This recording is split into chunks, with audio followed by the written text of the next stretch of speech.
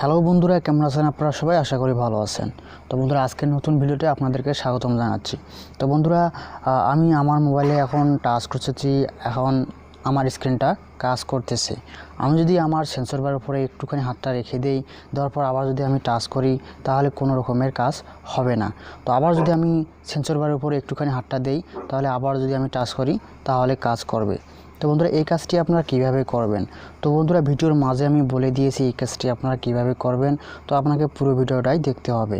তো আপনারা দেখছেন টিউবার সাজু চ্যানেল, আর আপনাদের সাথে আছি আমি সাজু। Latest started. ইউটিউবের লেটেস্ট সব ভিডিওগুলো দেখতে টিউবার সাজু চ্যানেলটিতে সাবস্ক্রাইব করুন, আর প্রতিটি ভিডিও সবার আগে দেখতে পাশের বেল আইকনটিতে টাচ করুন।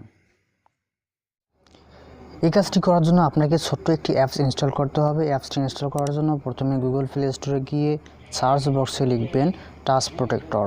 তো টাচ প্রোটেক্টর লেখার পর প্রথমে যে অ্যাপ্লিকেশনটি পাবেন সেই অ্যাপ্লিকেশনটি আপনাকে ইনস্টল করতে হবে। তো ইনস্টল করার পর এখন আপনাকে দেখিয়ে দেবো কীভাবে এটা আপনি সেটিংস করবেন। জাস্ট ওপেনে ট্যাপ করার পর ওপেনে যখন ট্যাচ করবেন তখন এবারে আপনাকে নেক্সটে ট্যাপ করে তারপর গো টু সেটিংয়ে টাচ করতে হবে।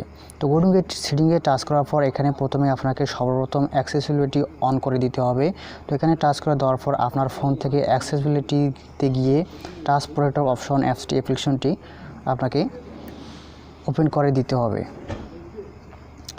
তো ওপেন করে দেওয়ার পর পিছনের দিকে আসে উপরের দিকে দেখবেন প্রক্সিমিটি, এই অপশনে টাচ করার পর প্রথমে যে অপশন দুটি পাবেন সেই অপশন দুটি আপনাকে এনাবল করে দিতে হবে।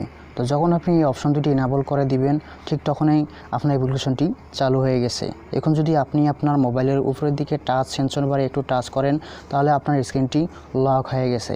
তো এটা আনলক করার জন্য আবার আপনাকে সেন্সর বারে টাচ করতে হবে।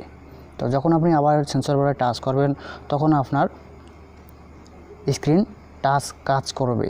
তো বন্ধুরা, এইভাবেই আপনি আপনার ফোনের স্ক্রিন টাচ বন্ধ করতে পারবেন, আবার চালু করতে পারবেন। তো বন্ধুরা, আশা করি ভিডিওটি আপনাদেরকে ভালো লেগেছে।